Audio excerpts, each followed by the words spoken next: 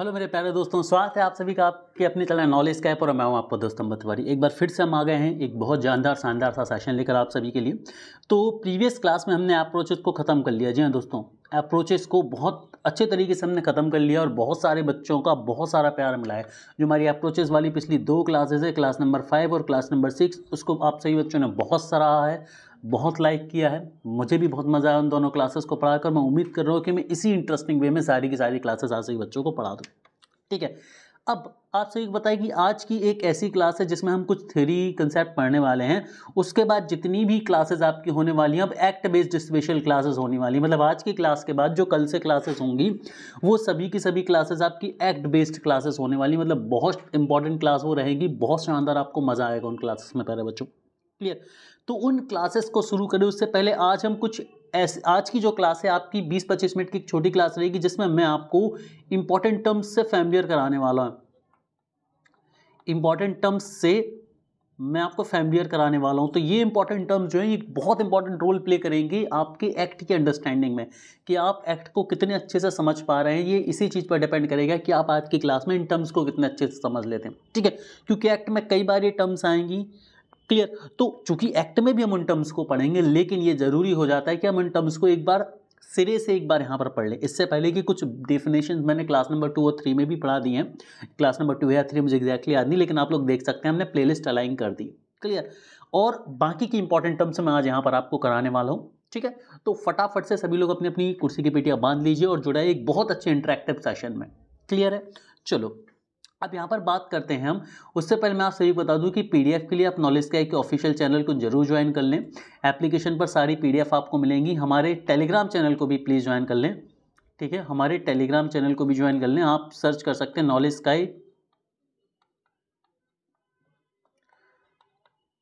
Sky right to free education. ठीक है, अब यहाँ पर मैं आप सभी को बता दूं कि एप्लीकेशन पर बहुत सारी पीडीएफ्स हैं जो कि फ्री भी है, लेकिन कुछ पीडीएफ्स हमने पेड रखी हुई हैं जिनकी प्राइस मैंने, जैसे कि इंडस्ट्रियल रिलेशन की हमारी जो शानदार सी बुक है उसको मैंने सिर्फ 49 रुपीज़ में रखा है। बहुत शानदार बुक है जो पहले 1200 रुपये में थी। 1200 रुपये के कोर्स में बुक मैं देता था, लेकिन इस बार मैंने आपको प्रॉमिस किया है कि सारा वीडियो कोर्स आपको फ्री मिलेगा। बस इनकी जो प्राइस है मैंने इतनी रखी है, और इतनी रखी है कि आपके जेब पे कोई दिक्कत ना आए। इसके अलावा हमारे अकाउंटिंग के, इंडस्ट्रीज़ के, एमसीक्यूज़ के जो मॉड्यूल हैं सभी मॉड्यूल 29 रुपीज़ और 19 रुपीज़ के हैं। तो इन्हें जरूर आप एक बार परचेस कर लें। इनको पेड रखने का रीज़न ये है कि हम नॉलेज स्काई के लिए एक डिजिटल बोर्ड की तलाश कर रहे हैं। डिजिटल बोर्ड, एक डिजिटल सेटअप बनाने की मैं कोशिश कर रहा हूँ, और मैं चाह रहा हूँ कि यदि हमारे पास एक अच्छा अमाउंट आपके द्वारा, इस कंट्रीब्यूशन के द्वारा आता है, तो हम उसको उपयोग करेंगे नॉलेज स्काई के लिए एक डिजिटल बोर्ड लेने में बच्चों। क्लियर? तो मैं उम्मीद करूंगा कि सभी बच्चे इसे अपनी रिस्पॉन्सिबिलिटी समझ कर इन्हें जरूर परचेस करेंगे। अच्छा लगे तो बताना, नहीं लगे तो भाई वापस ले लेना, कोई दिक्कत नहीं। बट मेरे हिसाब से पैसे आपके लिए वर्थ पेइंग होंगे, ये मेरा मानना है। ठीक है, इसीलिए इनकी कीमत बहुत कम रखी गई है। ठीक है, यहाँ से मुझे कोई प्रॉफिट नहीं कमाना, सिर्फ आप ही के लिए एक अच्छा इंफ्रास्ट्रक्चर बिल्ड करना है। तो thank you for that. Start करते हैं हमारी आज की क्लास को। और आज जो पहली टर्म हम समझने वाले हैं वो स्ट्राइक। स्ट्राइक हमारे दिमाग में, हम सबके दिमाग में है बेसिकली भाई कि स्ट्राइक मतलब क्या होता है? हड़ताल होती है। हड़ताल कब होती है सर? जब वर्कर्स हैं, है ना, वर्कर्स के अपनी कुछ डिमांड्स हैं, और यदि मैनेजमेंट उन डिमांड्स को फुलफिल नहीं करता है तो स्ट्राइक पे चले जाते हैं। स्ट्राइक में क्या होता है भाई? ये काम करना बंद कर देते हैं। स्ट्राइक में क्या होता है? ये काम करना बंद कर सकते हैं। क्लियर? कि भाई हम बैठे हैं और स्ट्राइक करना, हम काम नहीं करेंगे, तो ये स्ट्राइक कहलाती है। क्लियर? बहुत सिंपल सी डेफिनेशन है स्ट्राइक की। यहाँ पर आप पढ़ सकते हैं कि स्ट्राइक का मतलब क्या होता है? हॉल्ट इन वर्क, काम को रोक देना, by a body of person employed in the prospective या रिस्पेक्टिव इंडस्ट्री। मतलब उस इंडस्ट्री में काम करने वाले लोगों के द्वारा जब काम को रोक दिया जाए कुछ समय के लिए अपनी बात मनवाने के लिए, तो हम उसे स्ट्राइक कहते हैं, जैसे हिंदी में हड़ताल कहते हैं। ठीक है, इसीलिए स्ट्राइक जो है एक वेपन माना जाता है कलेक्टिव बार्गेनिंग का। तो याद रखें, कई बार क्वेश्चन पूछा जा सकता है कि इनमें से कौन सा एक टूल है कलेक्टिव बार्गेनिंग का। तो आपको याद रखना होगा कि जो स्ट्राइक है ये कलेक्टिव बार्गेनिंग का टूल है। ठीक है, बहुत इंपॉर्टेंट है। तो हम यहाँ पर याद रखेंगे कि strike is a very basic tool of collective bargaining, है ना। कलेक्टिव बार्गेनिंग का एक बहुत इंपॉर्टेंट टूल है। अब स्ट्राइक कई तरह की होती है, मैंने आपको पढ़ाया भी है ना। स्ट्राइक कई तरह की होती है, जैसे हमने देखा कि भाई एक होती है नॉर्मल स्ट्राइक, ठीक है, एक होती है टूल डाउन स्ट्राइक। ठीक है, टूल डाउन स्ट्राइक क्या होती है? एक नॉर्मल स्ट्राइक तो आपको पता है, सब लोग बैठे हुए हैं भाई, है ना। एक होती है tool down strike. Tool down strike में क्या होती है कि सभी लोग ऑफिस तो जाएंगे, सभी लोग ऑफिस तो जाएंगे लेकिन कोई काम नहीं करेगा। देखो एक हड़ताल होती है नॉर्मल हड़ताल, नॉर्मल जो स्ट्राइक होती है, नॉर्मल जो स्ट्राइक होती है आपकी, नॉर्मल स्ट्राइक में क्या होता है कि लोग काम पे ही नहीं जाते हैं, बाहर बैठ जाते हैं, धरना प्रदर्शन करने लगते हैं, तो नॉर्मल स्ट्राइक है। फिर बारी आती है आपकी टूल डाउन स्ट्राइक की। टूल डाउन स्ट्राइक क्या होती है? टूल डाउन स्ट्राइक एक ऐसी स्ट्राइक होती है जिसमें कर्मचारी अपनी ऑफिस तो जाते हैं, अपनी डेस्क पर भी जाते हैं, लेकिन काम नहीं करते, टूल डाउन कर देते हैं, है ना, काम नहीं करेंगे, वो कोई भी काम नहीं करते, बस ऑफिस में अवेलेबल रहते हैं। ठीक है, तो ये कहलाएगी आपकी tool down strike. I hope सही बच्चों की समझ आ गई होगी। इसके बाद आती है सिंपैथी स्ट्राइक, है ना, है ना, सिंपैथी स्ट्राइक आती है। सिंपैथी स्ट्राइक में क्या होता है कि मान लीजिए दो लोग हैं, सॉरी, सिंपैथी स्ट्राइक में क्या होता है कि मान लीजिए कंपनी एक्स थी और एक्स कंपनी में कुछ दुर्घटना हो जाती है, कुछ भी रीज़न हो जाता है, और एक्स कंपनी के जो एम्प्लॉयज़ हैं ये किस पर चले गए? स्ट्राइक पर चले गए। ठीक है ना, स्ट्राइक पर चले गए। अब इन बच्चों के या इन एम्प्लॉयज़ के सपोर्ट में एक वाई कंपनी है जो कि सेम नेचर की है, वो भी क्या चली जाए? स्ट्राइक पे चली जाए।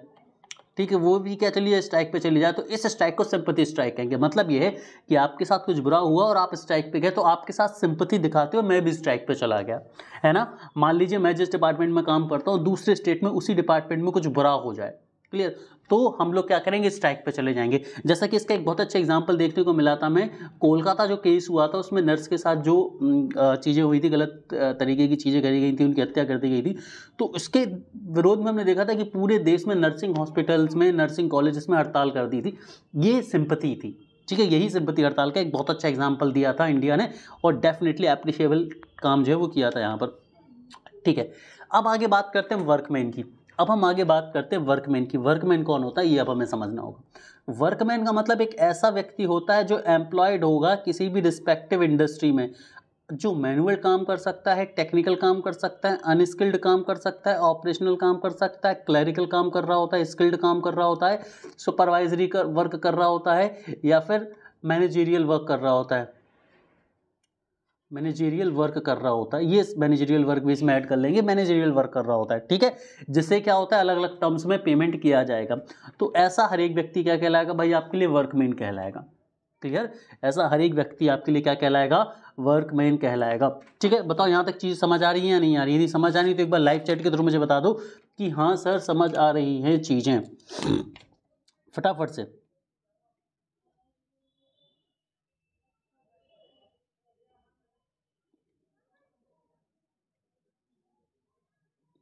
ठीक है, चलिए अब हम आगे बढ़ते हैं और आगे की कहानी को समझते हैं। आगे की कहानी में किस डेफिनेशन की बात हम कर रहे हैं। ठीक है, ये क्लास थोड़ी सी बोरिंग लग सकती है, उसके पीछे रीज़न ये है कि टर्म्स हमें पढ़नी हो, टर्म्स पढ़ना कंसेप्चुअली बहुत ज़्यादा जरूरी है, तो इसमें मैंने कुछ ज़्यादा एक्सपेरिमेंट नहीं किए समझाने के लिए। इंडस्ट्रियल डिस्प्यूट, इंडस्ट्रियल डिस्प्यूट पर मैं ज़्यादा टाइम खर्च नहीं करूँगा। हम सभी को पता है कि एक इंडस्ट्री में वर्कर हैं और एम्प्लॉयर हैं।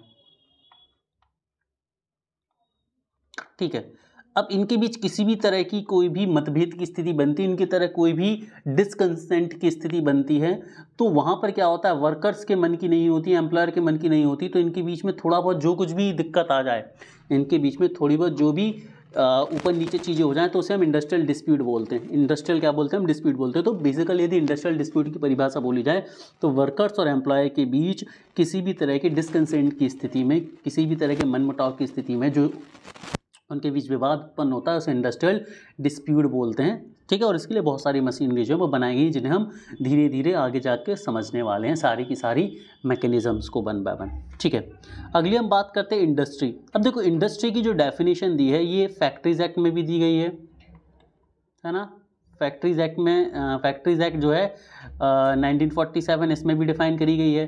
क्लियर, इसके बाद इंडस्ट्रियल डिस्प्यूट एक्ट में भी डिफाइन करी गई है। तो कई जगह डिफाइन करी गई और सेम तरीके से डिफाइन करी गई, तो कंफ्यूज होने की जरूरत है नहीं। ठीक है, जब एक्ट पढ़ेंगे तो वहाँ पर भी मैं स्पेसिफिकली तो बताऊंगा ही, लेकिन जो अलग अलग एक्ट में आने वाली मैं उन्हें एक साथ समराइज करके इस क्लास में बताने वाला हूँ, फटाफट स्पीड वाले तरीके से, बिना बोर किए। ठीक है, तो इंडस्ट्री की बात हो तो भाई इंडस्ट्री किसे बोला जाएगा? किसी भी ऐसे बिजनेस को बोला जाएगा जिसमें क्या होगा, जिसमें कोई भी ट्रेड हो रहा हो, किसी भी तरह की अंडरटेकिंग हो रही हो, किसी भी तरह का मैन्युफैक्चरिंग हो रही हो, या फिर किसी भी तरह का हैंडीक्राफ्ट है, एम्प्लॉयमेंट है, या इंडस्ट्रियल ऑक्यूपेशन हो रहा है। ठीक है। इस तरह की सभी चीज़ों को क्या बोला जाएगा भाई, इंडस्ट्री बोला जाएगा। और यहाँ पर सुप्रीम कोर्ट ने क्या बोला है, सुप्रीम कोर्ट ने क्या कहा, ये इंपॉर्टेंट है कि supreme court of the term industry carried out and in depth study of the definition in the comprehensive manner. तो यहाँ पर सुप्रीम कोर्ट ने क्या करा है, एक अलग फॉर्म में से बताने की कोशिश करेगी और सुप्रीम कोर्ट का आदेश का पालन करते हुए जितने भी एक्ट आप पढ़ेंगे हर एक एक्ट में इंडस्ट्री की डेफिनेशन आपको देखने को मिलेगी। दैट इज स्टैंडर्डाइज्ड डेफिनेशन, जो कि यही है। ठीक है, तो इसके लिए अलग से दिमाग पर ज़्यादा सा लोड हमें लेना नहीं है। ठीक है, तो इंडस्ट्री का मतलब वो हो सकता है जहाँ पर बहुत सारे लोग जो हैं वो एक साथ काम कर रहे हैं, किसी भी तरह का काम हो सकता है, वो मैन्युफैक्चरिंग का काम हो सकता है, वो किसी तरह के हैंडीक्राफ्ट का काम हो सकता है, किसी तरह की सर्विस सेक्टर हो सकती है। अब यहाँ पे इंडस्ट्री में दो तरह की इंडस्ट्री होती है, ध्यान रखना। यदि बोलते हैं with the aid of power, with the aid of power, या फिर बोला जाएगा without the aid of power. ठीक है, तो याद रखना, यदि पावर मतलब जहां पर इलेक्ट्रिसिटी से काम चलता है, जहां पर मशीनरी से काम चलता है, तो यदि 10 या 10 से ज़्यादा लोग हैं, 10 और मोर, तो उसे इंडस्ट्री कंसीडर किया जाएगा। और without the aid of power में 20 और मोर होता है, 20 और मोर होता है। तो ये याद रखना है कि यदि एक ऐसी ऑर्गेनाइजेशन जहां पर 10 या 10 से ज़्यादा लोग हैं और वो बिजली पर काम करती है, पावर पर काम करती है, इलेक्ट्रिसिटी पर काम करती है, मशीनरी में वहाँ पर काम होता है, तो उसे इंडस्ट्री का दर्जा दिया जाएगा। और जहाँ पर विदाउट पावर काम होता है, विदाउट इलेक्ट्रिसिटी काम होता है, तो वहाँ पर 20 या 20 से ज़्यादा वर्कर होंगे, तब उसे इंडस्ट्री का दर्जा मिलेगा। ये बहुत इंपॉर्टेंट है, एक बार फिर से समझ लो। देखो, ग्रेटर देन 10 और ग्रेटर देन 20 की कंडीशन है। ग्रेटर देन 10 कब आता है, with the aid of power. ठीक है, और 20 या 20 से ज्यादा कब आता है, without the aid of power, without the aid of power. तो यदि जहां पर इलेक्ट्रिसिटी का यूज नहीं है, वहां पर 20 या 20 से ज्यादा कर्मचारी होने चाहिए, मतलब कम से कम 20 कर्मचारी होने चाहिए, तब उसे इंडस्ट्री का दर्जा मिलेगा। और जहां पर पावर का यूज होता है, वहां पर कम से कम 10 कर्मचारी होने चाहिए, तब उसे इंडस्ट्री का दर्जा मिलेगा। तब उसे क्या मिलेगा भाई, इंडस्ट्री का दर्जा मिलेगा। तो ये चीज बहुत इंपॉर्टेंट है और ये कई बार क्वेश्चन में पूछी गई है। पुराने पेपर उठा के देख लो, 2016 को उठा के देख लो, 2019 का उठा के देख लो, 2019 का उठा के देख लो, या फिर 2020, 21, 22 और 23 वाला आप सिनेरियो उठाकर देख लो। कभी कभी आप सिनेरियो उठाकर देख लो, आपको ये एक क्वेश्चन पक्का मिलेगा इंडस्ट्रियल रिलेशन लेबर लॉज में। ठीक है, लिख के दे रहा हूँ मैं, उठा के देख लो। ठीक है, एक बार फिर से कहूँगा कि सभी बच्चे जाओ फटाफट से एप्लीकेशन को डाउनलोड कर लो, नॉलेज स्काई की, जिसकी लिंक मैंने डिस्क्रिप्शन बॉक्स में दे दी है। और हमारे सारे के सारे मैनुअल्स को जरूर आप एक बार डाउनलोड कर लो, बहुत मज़ा आ जाएगा आपको पढ़कर। ठीक है, चलिए आगे बात करते हैं हम ट्रेड यूनियन की। ट्रेड यूनियन क्या है, ठीक है, हम बहुत डिटेल में पढ़े, उससे पहले मैं बहुत सिंपल शब्दों में आपको ट्रेड यूनियन को समझा देता हूं कि ट्रेड यूनियन है क्या आखिर में। देखो, ट्रेड यूनियन क्या है, जरा ऐसे समझो। देखो, ट्रेड यूनियन के साथ फंडा ये है कि पहले क्या होता था, वर्कर्स थे यदि और एम्प्लॉयर थे। अब एम्प्लॉयर जो था वो बहुत पावरफुल लोग हैं, मैनेजमेंट है वो बहुत पावरफुल है। यदि एक सिंगल वर्कर अपने राइट के लिए जाएगा तो हो सकता है मैनेजमेंट उसका कुछ बुरा कर दे, कुछ अहित कर दे, मतलब उसको जॉब से निकाल दे, उसको सस्पेंड कर दे, उसके साथ कुछ बुरा बर्ताव कर दे। तो एक इंडिविजुअल वर्कर अपने अधिकारों के लिए, अपने राइट्स के लिए आवाज़ नहीं उठा सकता। लेकिन क्या हो, एक ऐसी ऑर्गेनाइजेशन हो जिसमें वर्कर्स का ग्रुप, जिसमें क्या हो, ग्रुप ऑफ वर्कर्स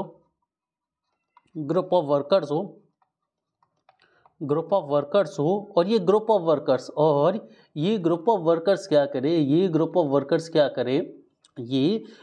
वर्कर क्या करे, रिप्रेजेंट करे सारे के सारे वर्कर को, रिप्रेजेंट करें ऑल द वर्कर्स।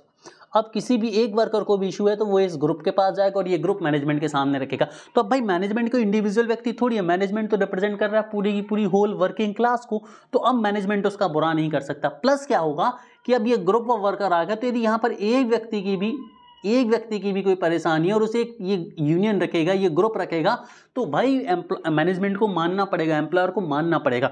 और इसी ग्रुप को हम बोलते हैं ट्रेड यूनियन। बेसिकली इसी ग्रुप को हम क्या बोलते हैं, ट्रेड यूनियन बोलते हैं। ठीक है, तो मैंने बहुत सिंपल शब्द में आपको बताने की कोशिश करी है कि जो ट्रेड यूनियन है ये किसके द्वारा बनाया जाता है, ये वर्कर्स के द्वारा या एम्प्लॉयज़ के द्वारा फॉर्म किया जाता है। ये एक ग्रुप होता है, क्लियर, जिसमें कॉमन इंटरेस्ट होता है। कॉमन इंटरेस्ट मतलब वर्कर्स के अपने कॉमन इंटरेस्ट होंगे, उनका सैलरी से रिलेटेड मुद्दा हो सकता है, इशू हो सकता है, उनका जॉब कंडीशन, वर्किंग कंडीशन से रिलेटेड इशू हो सकता है, उनका holidays, paid leave, maternity, ESIC, EPF, इनसे रिलेटेड इशू हो सकते हैं। जैसे हमारी कंट्री में भी हम देख रहे हैं बहुत सारी ट्रेड यूनियन जो हैं वो ओल्ड पेंशन स्कीम के लिए लड़ाई लड़ रही हैं, है ना, ताकि पेंशन मिलती रहे उन्हें। क्लियर है, तो ये इस तरह से काम चलता है।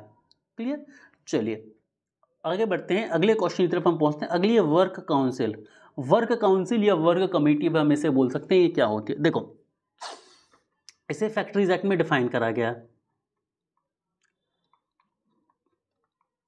फैक्ट्रीज एक्ट में इसे डिफाइन करा गया है। कहाँ पर डिफाइन करा गया है सर?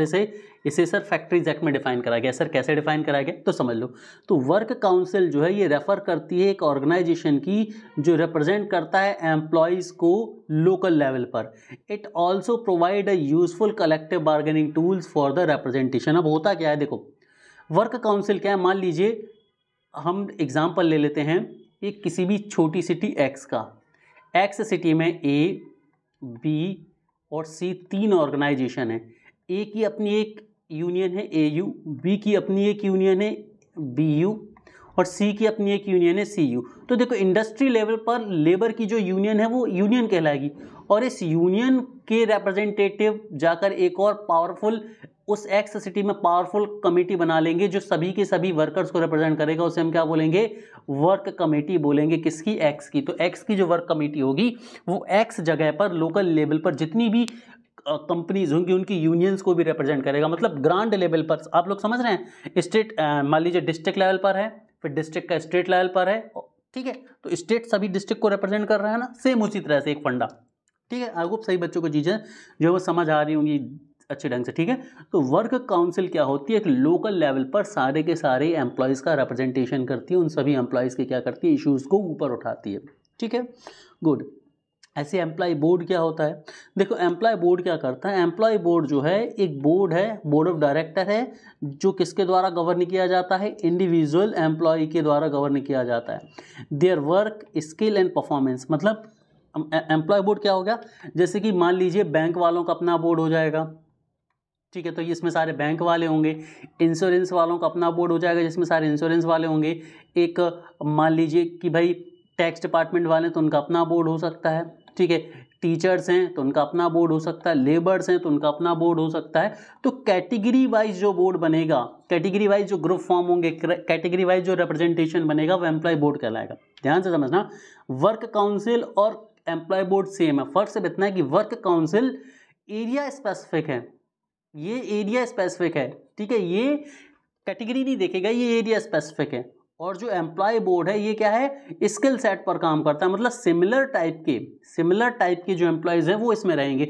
बैंकिंग बोर्ड में सारे बैंकर्स रहेंगे, इंश्योरेंस बोर्ड में सारे इंश्योरर रहेंगे, पुलिस बोर्ड में मान लीजिए सारे पुलिसमैन रहेंगे। ठीक है, कोई एम्बुलेंस मेडिकल बोर्ड वाला कंसेप्ट होगा तो उसमें सारे मेडिकल एम्प्लॉयज़ रहेंगे, नर्सेज होंगे, डॉक्टर्स होंगे, एटसेट्रा। मान लीजिए जितने भी पटवारी लोग होते हैं उनका अपना बोर्ड होगा, रेवेन्यू इंस्पेक्टर्स होते हैं उनका अपना, तो ये इस तरह से चलेगा, टीचर्स का अपना, तो ये बोर्ड उसे रिप्रेजेंट करेगा। आई होप सभी बच्चों को चीज़ें प्यारे ढंग से समझ आ रही होंगी। उसके बाद बारी आती है एप्रोप्रिएट गवर्नमेंट। एप्रोप्रिएट गवर्नमेंट में बहुत सिंपल तरीके से बता देता हूँ, हर एक सेक्शन में से डिफाइन करा गया है। जैसे फैक्ट्रीज एक्ट में हम पढ़ेंगे, इसे हम इंडस्ट्रियल डिस्प्यूट एक्ट में पढ़ेंगे, हम इसे EPF एक्ट में पढ़ेंगे, हम इसे ये से हर एक्ट में पढ़ेंगे हम एप्रोप्रिएट गवर्नमेंट। देखो एप्रोप्रिएट गवर्नमेंट या तो सेंट्रल गवर्नमेंट हो सकती है या फिर स्टेट गवर्नमेंट हो सकती है। अब ये डिसाइड कैसे होगा? तो देखो हम सभी ने देखा है कि कुछ लॉज जो होते हैं ये स्टेट गवर्नमेंट लाती है, कुछ लॉज जो होते हैं उन्हें सेंट्रल गवर्नमेंट लाती है। तो जिन नियमों के लिए या जिन चीज़ों के लिए सेंट्रल गवर्नमेंट रिस्पॉन्सिबल है वहाँ पर सेंट्रल गवर्नमेंट एप्रोप्रिएट गवर्नमेंट कहलाएगी, जहाँ पर स्टेट गवर्नमेंट रिस्पॉन्सिबल है वो स्टेट गवर्नमेंट एप्रोप्रिएट गवर्नमेंट कहलाएगी। सर ये डिसाइड कैसे होगा? तो मेरे प्यारे बच्चों कैसे होगा डिसाइड समझो। हम सभी ने देखा था कि एक स्टेट लिस्ट है, एक यूनियन लिस्ट है, एक यूनियन लिस्ट है, स्टेट लिस्ट है अलग, यूनियन लिस्ट है अलग। स्टेट लिस्ट में क्या है? स्टेट लिस्ट में जितने भी इशू हैं उनसे रिलेटेड जो भी डिपार्टमेंट होंगे, उनसे रिलेटेड जो भी लॉज होंगे वहाँ पर एप्रोप्रिएट गवर्नमेंट स्टेट गवर्नमेंट कहलाएगी। यूनियन लिस्ट में जितनी भी चीज़ें लिस्ट हैं उनसे रिलेटेड जो लॉज बनेंगे वहाँ पर जो एप्रोप्रिएट गवर्नमेंट लिखा होगा वो कौन कहलाएगा? यूनियन गवर्नमेंट कहलाएगी, सेंट्रल गवर्नमेंट कहलाएगी। तो बहुत सिंपल है, कोई रॉकेट साइंस नहीं है, तो ज़्यादा थ्योरी पढ़ने की जरूरत नहीं है, बस इतना याद रखो। क्लियर है सर? क्लियर है। आगे पढ़ते हैं अवार्ड्स। अवार्ड्स का मतलब क्या होता है, ये इंटरिम ऑर्डर्स होते हैं या फाइनल डिटर्मिनेशन होते हैं किसी भी इंडस्ट्रियल डिस्प्यूट के ऊपर जिसे कोई लेबर कोर्ट जारी करता है।